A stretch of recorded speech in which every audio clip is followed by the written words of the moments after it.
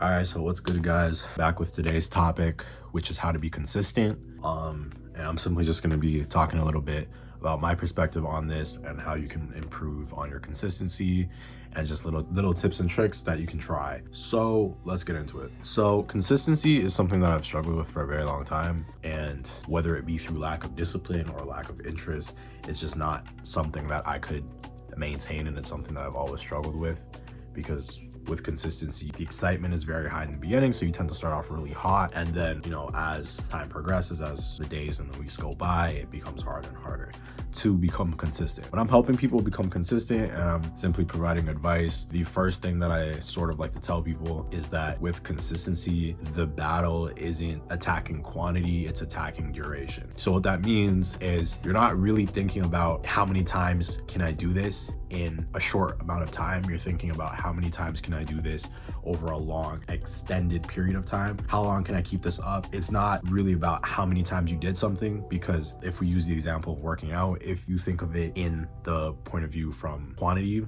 basis, if you try to quantify it and you focus on consistency from a quantity point of view, you're just going to be thinking about, okay, I went to the gym 7 times this week, but that doesn't matter and it doesn't mean anything if in the next week you don't go at all. So you really have to look at consistency as how many times can I go this week?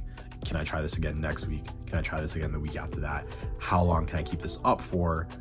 And then when you start to do that, you start to slowly build on consistency. In terms of going to the gym, that is one area of consistency that a lot of people struggle with. My personal advice with that is I like to tell people to set goals and set mini goals at that, something that you can achieve, right? Something that isn't super strenuous and something that is small enough that when you achieve it, you feel good. Those dopamine receptors are released and you feel motivated to attack it again. So in the case of going to the gym, how many times can you go to the gym this week? If you've never gone to the gym this week, what's reasonable for you? What's realistic? So let's say, can you make it to the gym 3 times this week? Okay, after the 3 times have been completed, you ask yourself, okay, can I do this again next week?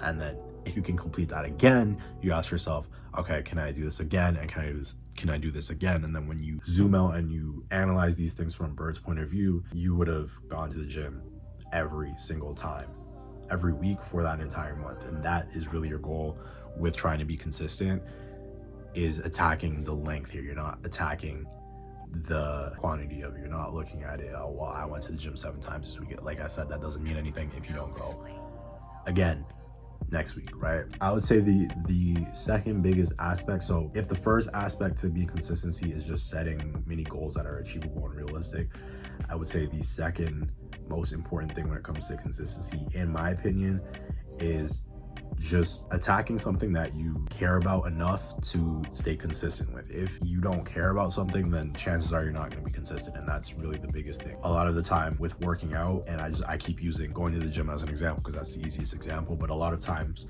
with working out, a lot of people go to the gym because they like going to the gym, they like working out, and so it's easier to get that done as opposed to someone who doesn't like working out, who thinks it's tedious, who thinks it's annoying, who has negative connotations associated with working out. It's going to be a lot harder to do that than someone who obviously enjoys working out. So the second thing, finding something obviously you care about enough to stick to, right? Last point that I want to emphasize is just to be forgiving.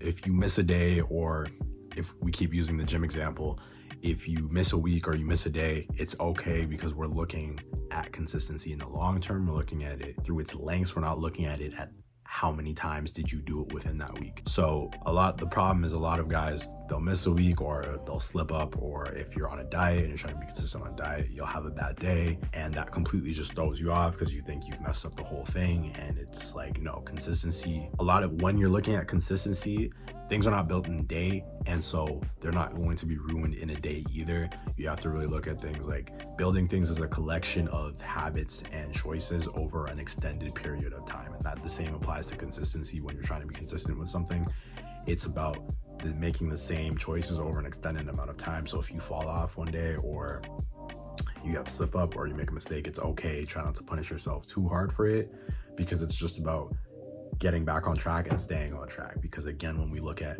consistency and we zoom out and we look at it over the entire year, it's not, was I able to maintain something in a short amount of time? It's, if I look at all of my slip ups, look at all of my mistakes, was I able to maintain this throughout the entire year? So with that being said, if you guys like this video and you want more content like that, leave a comment, like, and subscribe, and stay tuned for more content.